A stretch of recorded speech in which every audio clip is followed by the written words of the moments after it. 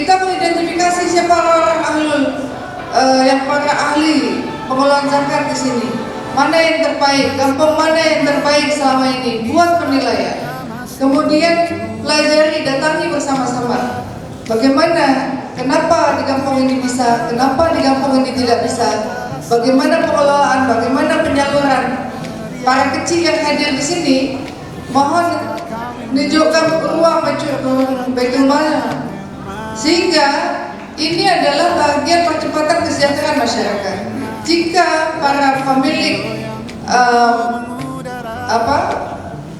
para muzaki di kampung itu mau memberikan kepercayaan, dikelola dengan sebaik-baiknya, mendapatkan pertanggungjawaban siapa menerima, bagaimana mengelola, apa yang bisa mereka dapatkan dari report yang diberikan. Nah ini bahkan bisa lebih besar dari baitul mal.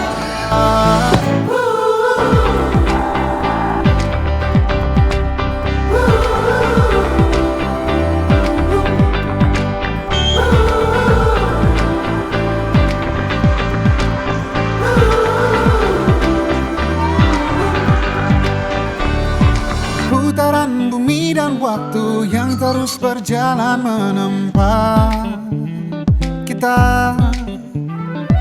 Walau kini kita terpisah, namun jiwaku tetap di sana. Oh,